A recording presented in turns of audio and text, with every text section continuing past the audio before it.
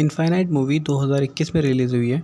इस मूवी में एक आदमी के पास एक ऐसा डिवाइस है जो दिखने में अंडे जैसा है, लेकिन वो पूरी धरती पे रहने वाली हर जिंदा चीज़ को ख़त्म कर सकता है। ऐसी उसकी पावर है। तो अब हम मूवी की एक्सप्लेनेशन स्टार्ट करते हैं।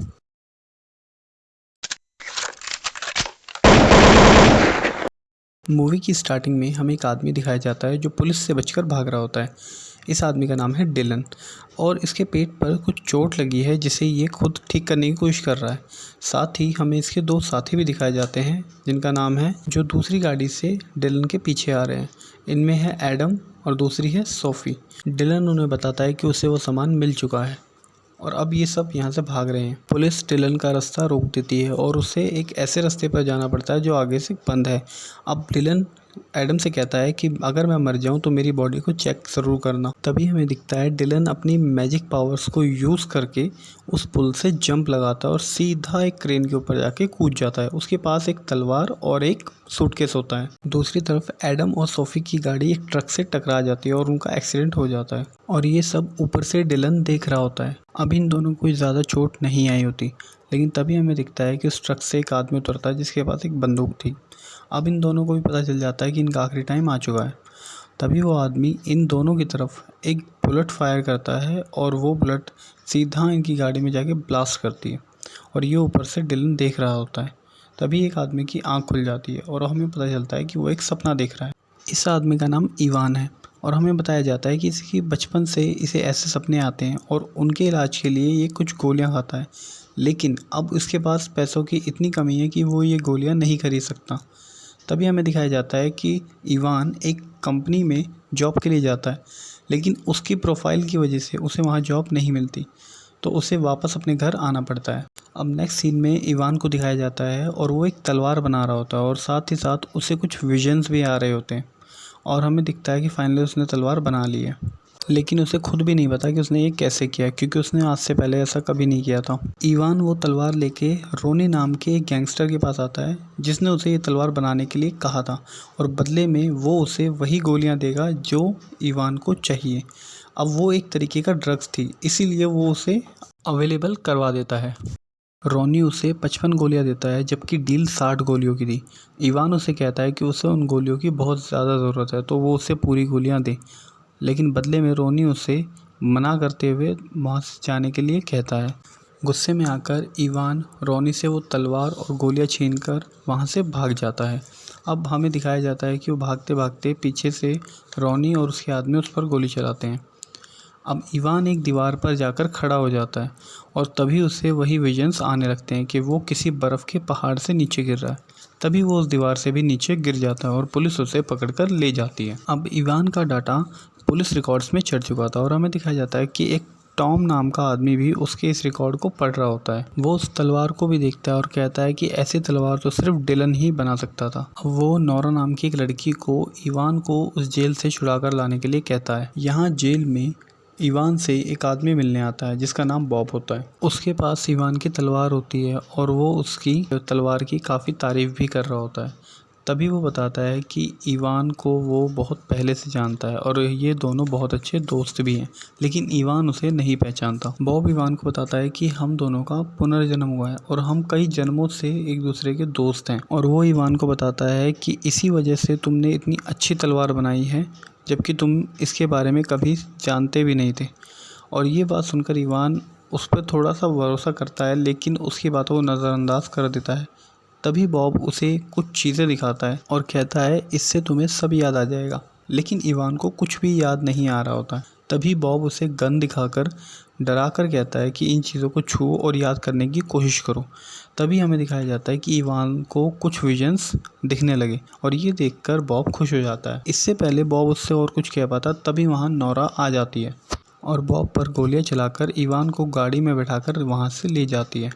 अब रास्ते में वो इवान को ड्राइव करने के लिए कहती है और खुद गन से बॉम्ब को गाड़ी पर लगाती है और उस गाड़ी को ब्लास्ट कर देती है और इस तरह से वो दोनों वहाँ से भाग निकलने में कामयाब रहते हैं। अब नोरा इवान को अपना नाम बताती है और उसे एक प्राइवेट जेट के पास लेकर आती है। नोरा उसे कहती है अगर वो जानना चाहता है कि उसे ये विजन्स क्यों आते हैं तो वो उसके साथ चले, वो उसे सब कुछ बताएगी। नोरा इवान को बताते हैं कि इन लोगों को इनफाइनाइट कहा जाता है, जिसका मतलब है कि जब भी ये लोग मरते हैं तो इनका दोबारा से जन्म हो जाता है और इन्हें अपने पुराने जन्म की सारी बातें याद रहती हैं। जो भी कला या जो भी टेक्निक इन्होंने सीखी है वो सब इन्हें याद रहती है और इनके पास गॉड की दी हुई कुछ स्पेशल पावर्स भी होती हैं। अब इनमें दो ग्रुप्स हैं, एक है बिलीवर्स और दूसरे हैं नाहिलिस्ट। बिलीवर्स का मानना है कि ये एक तरह का वरदान है जिससे उन्हें इंसानियत को बचाना है। दूसरी तरफ नाहिलिस्ट मानते हैं कि ये सब एक अभिशाप है और उसे ये सब ख़त्म करना है। नोरा बिलीवर ग्रुप से है और वो बताते हैं कि इवान भी डिलन का पुनर्जन्म है। डिलन वही आदमी था जो उस मूवी की स्टार्टिंग में पुलिस से बचकर भाग रहा था। दूसरी तरफ हमें बॉब दिखाया जाता है जिसके पास उसकी एक साथी आती है जिसका नाम जेनी है। वो बॉब को बताती है कि वो बिलीवर्स के हब को ढूंढ रही है और बॉब उसे कहता है कि जितना हो सके तुम जल्दी उसे ढूंढो। और अब हमें दिखाया जाता है कि अब इवान का प्लेन बिलीवर्स के अड्डे तक पहुंच चुका है और नोरा उसे बताते हैं कि वो लोग इसे हब कहते हैं। वो बताती है कि यहाँ सभी लोग अपने पुनर्जन्म को मेडिटेशन से, कंसंट्रेशन से याद करने की कोशिश करते हैं। वहाँ जेनी नाम की एक लेडी दिखाई जाती है जो लोगों को लड़ने की ट्रेनिंग दे रही होती है। वो सभी लोग इवान को वहाँ देखकर उसके सामने सर झुकाते हैं। तभी नोरा उन्हें बताती है कि वो लोग तुम्हें डिलन का पुनर्जन्म समझ रहे हैं, इसलिए तुम्हारे सामने सर झुका रहे हैं। और ये सब देख के इवान को थोड़ा अजीब लगता है। अब नोरा इवान को डिलन का कमरा दिखाती है जहाँ उसकी बनाई हुई काफ़ी सारी तलवारें और सामान रखा हुआ था। वहीं पर उसे एक फ़ोटो दिखती है जिसमें वो बताती है कि डिलन कौन है और इवान को याद आता है कि ये तो वही विजन है जो उसे पहले भी आया था। और नोरा बताती है कि डिलन ने ही उसकी जान बचाई थी जब वो पहाड़ से गिर रही थी। अब इवान यहाँ गैरेट नाम की एक लेडी से मिलता है जो उसे बताती है कि उसका काम है पुनर्जन्म में जिंदा हुए लोगों की मेमोरी उन्हें वापस से याद दिलाना और डिलन की मेमोरी याद दिलाने में वो उसकी मदद करेगी। वो उसे यहाँ बॉब के बारे में भी बताती है। दरअसल बॉब ही नाहिलिट्स का लीडर है और 300 साल पहले तक वो बिलीवर्स के साथ ही काम करता था, लेकिन अब वो बार बार इस पुनर्जन्म के चक्कर से तंग आ चुका था, इसलिए अब वो इससे फ्री होना चाहता था और साथ ही पूरी दुनिया को अपने साथ इस पुनर्जन्म के चक्कर से मुक्त कराना चाहता था। इसी के चलते उसने एक ऐसी मशीन बनाई जो दिखने में अंडे जैसी थी लेकिन पृथ्वी पर हर एक जिंदा चीज़ को मार सकती थी। नोरा बताती है डिलन ने वो अंडा बॉब से चुरा लिया था, लेकिन उसे यहाँ लाते वक्त वो मर गया और वो अंडा अब कहाँ है ये सिर्फ डिलन को पता था। इसीलिए वो चाहते हैं कि इवान की याददाश्त जल्दी से जल्दी वापस आए और वो उस अंडे को ढूंढ सके, जिसमें गैरेट उनकी मदद करेगी। अब हमें दिखाया जाता है कि बॉब ने टॉम को पकड़ लिया है और वो उसे बिलीवर्स के हब का पता जानना चाहता है, लेकिन वो उसे नहीं बताता और बॉब इस गुस्से में आके उसकी जान ले लेता है। अब इवान को वो जगह दिखाई जाती है जहाँ वो सारे इनफाइनाइट्स की बॉडी को रखते हैं। इवान को डिलन की बॉडी भी दिखाई जाती है जिसे देखकर वो शॉक हो जाता है। अब इवान की ट्रेनिंग चालू की जाती है जिससे वो अपनी मेमोरी को रिकॉल कर सके। अब एक मशीन के थ्रू उसके माइंड के सेंसिटिव पार्ट्स को हिट किया जाता है और हमें दिखता है कि उससे कुछ विजन्स दिखने शुरू हो जाते हैं और हमें दिखता है कि उसे अपनी मेमोरी याद आने लगी है, लेकिन अभी पूरी तरह से उसकी मेमोरी वापस नहीं आई। अब हमें ली दिखाया जाता है जो इवान को बता रहा होता है कि एक स्पेशल टाइप की गोली है जिससे अगर आदमी को मारा जाए तो उसकी आत्मा इसमें कैद हो जाती है और वो कभी दोबारा पुनर्जन्म नहीं ले सकता। तब इवान को याद आता है कि एडम का भी पुनर्जन्म नहीं हुआ। अब इवान की मेमोरी याद दिलाने के टाइम पर उसे कुछ विजन्स दिखते हैं, लेकिन सडनली उसके पूरी मेमोरी वापस नहीं आ पाती और मशीन में कुछ फॉल्ट होता है। तब गैरेट बताती है कि उन्हें लंदन में जेसन नाम के आदमी के पास जाना पड़ेगा, वही अब हमारी मदद कर सकता है इसकी मेमोरी वापस लाने के लिए। दूसरी तरफ बॉब को दिखाया जाता है जिसने टॉम की आत्मा को भी बंद कर दिया है और अब उसे हब का पता चल चुका है, तो उसने अपने आदमियों को हब पर हमला करने के लिए भेज दिया है। यहाँ पर बहुत सारे बिलीवर्स मारे जाते हैं और बॉब गैरेट से पूछता है कि इवान कहाँ पर है, लेकिन इवान अपने साथियों के साथ लंदन के लिए निकल चुका होता है। लंदन में एक कसिनो से होते हुए वो एक लैब में पहुँचते हैं जहाँ उन्हें जेसन मिलता है और नोरा उसे बताती है कि वो डिलन को अपने साथ लाए हैं।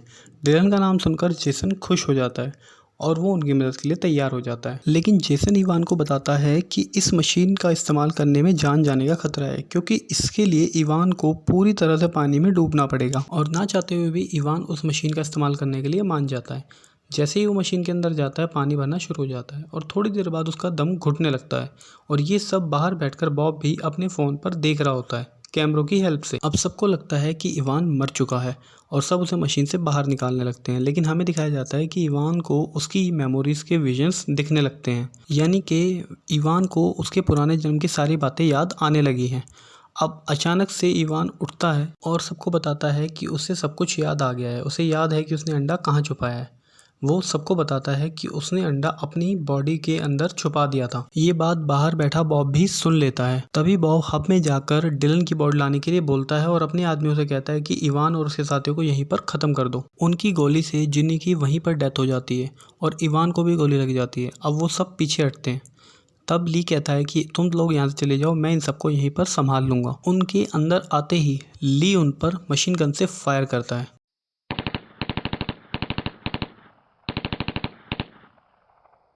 अब बॉब भी अंदर आ जाता है, लेकिन ली उसका सामना नहीं कर पाता क्योंकि बॉब ज़्यादा ताकतवर है और वो उसे भी उसी गोली से मारकर उसकी आत्मा भी कैद कर लेता है। यहाँ जेसन इवान को अपनी लैब में लेकर आता है और उसका इलाज करना शुरू करता है। दूसरी तरफ नोरा गाड़ी लेकर निकल जाती है बॉब को रोकने के लिए। यहाँ पर बॉब को डिलन की बॉडी मिल जाती है और उसकी बॉडी को देखकर वो बहुत खुश होता है। उसके अंदर से वो अपना एग निकालता है। इसी एग को डिलन ने अपने पेट में छुपा दिया था। लैब में अब इवान को भी होश आ गया था। वो जेसन से पूछता है कि नोरा कहाँ पर है और वो उसे बताता है कि नोरा तो बॉब को रोकने के लिए गई है। तो इवान भी उसके पीछे निकल जाता है। बॉब ने एक स्पेशल टाइप का बॉक्स बनवाया होता है जिसके अंदर रख कर एग को वो ऊपर से फेंकेगा तो एग ऑटोमेटिकली एक्टिवेट हो जाएगा। वो ये बात बता ही रहा होता है कि तभी नोरा उस पर एक गोली चलाती है, जिसके जवाब में बॉब अपने ड्रोन्स उसके पास भेजता है जिसे वो वहीं से बैठे बैठे कंट्रोल कर सकता था। अब ड्रोन्स को देखकर नोरा वहाँ से भागती है। अब यहाँ पर बॉब के आदमी भी जंगल में आ चुके थे। तभी हमें एक हेलीकॉप्टर दिखाया जाता है जिस पर बिलीवर्स लिखा था और वो उन पर हमला करना शुरू करता है और इसके अंदर जेसन बैठा था। अब वहाँ पर इवान भी नोरा की मदद के लिए आ चुका था और यहाँ पर एक एक्शन सीन देखने को मिलता है। बॉब ने उस एग को उस बॉक्स में रख दिया था और अब वो जहाज़ में बैठकर उसे ऊपर से फेंकने के लिए निकल पड़ता है। अब इवान की गाड़ी पर कुछ लोग हमला करते हैं जिसमें नोरा घायल हो जाती है। वो इवान को कहते हैं कि तुम जाके बॉब को रोको, मैं इन्हें संभाल लूँगी। अब यहाँ पर नोरा और जिनी की फाइट होती है जिसमें नोरा जिनी को मार देती है। तभी वहाँ से बॉब के आदमी नोरा पर शूट करते हैं, लेकिन जेसन उन्हें हेलीकॉप्टर से शूट कर देता है। जेसन नोरा को बॉब के उसी रूम में लेके आता है जहाँ उसने आत्माओं को कैद करके रखा था। अब नोरा की हालत भी खराब थी। इवान बॉब को रोकने के लिए उसके प्लेन पर पहाड़ से जंप करता है और उसकी बाइक प्लेन के इंजन से टकराकर उसे ब्लास्ट कर देती है, जिससे प्लेन का बैलेंस बिगड़ जाता है और अपनी स्वॉर्ड की मदद से उसका एयरलॉक खोलकर प्लेन के अंदर आ जाता है। अंदर आने के बाद इवान अब उस बॉक्स को खोलने ही वाला था कि तभी उसके पीछे से बॉब उसे सर पर शूट कर देता है और बॉब को लगता है कि उसने इवान की आत्मा को भी अब कैद कर लिया है। लेकिन जैसे ही वो पीछे मुड़ के देखता है तो इवान खड़ा हो जाता है और बताता है कि उसके सर के पीछे एक मेटल की प्लेट है जिसकी वजह से उसे गोली नहीं लगी। अब इन दोनों की फाइट होती है जिसमें बॉब उस बॉक्स को नीचे फेंक देता है, लेकिन इवान भी प्लेन से जंप कर देता है और उसके पीछे बॉब भी आ जाता है। इवान जैसे तैसे उस बॉक्स से एग निकालने में कामयाब होता है और बॉब को उसी की गन से शूट करके उसकी आत्मा को भी हमेशा हमेशा के लिए कैद कर लेता है। इवान को भी काफ़ी चोट लगी थी, इसलिए जब वो पानी में गिरा तो वो ज़िंदा नहीं बच पाया, वो भी वहीं डूबकर मर गया। और यहाँ जेसन और नोरा ने उन आत्माओं के बॉक्सेस के ऊपर बॉम्ब लगा दिए थे और नोरा ने जेसन से उस बॉम्ब का डेटोनेटर मांगा और उसे वहाँ से जाने के लिए कहा और फाइनली उस बॉम्ब को ब्लास्ट कर दिया जिसमें वो सारी आत्माएं आज़ाद हो गई और नोरा भी वहीं पर मर गई। अब हमें दिखाया गया कि कुछ नए इनफाइनाइट्स ने जन्म लिया है और कुछ सालों बाद नोरा और एडम उसी मंदिर में वापस मिलते हैं और हमें एक सीन दिखाया जाता है जकार्ता इंडोनेशिया में, जहां एक लड़का 3 लड़कों से स्वॉर्ड फाइटिंग में जीत जाता है और ऊपर से जेसन खड़ा होकर उसे देखकर हंसता है। अब हमें पता चलता है कि वो लड़का इवान ही है। जेसन उसके पास आकर इवान की तलवार उसे वापस करता है और उसके पिता को अपना कार्ड देकर कहता है कि अगर इस लड़के को कभी कुछ चीज़ें दिखने शुरू हो जाएं तो तुम मुझे ज़रूर फ़ोन करना। तलवार मिलने के बाद वो लड़का बहुत खुश हो जाता है और ये मूवी यहीं पर ख़त्म हो जाती है। तो अब आपको ये मूवी कैसी लगी कमेंट में ज़रूर बताइएगा। Hope you like the video. Thank you.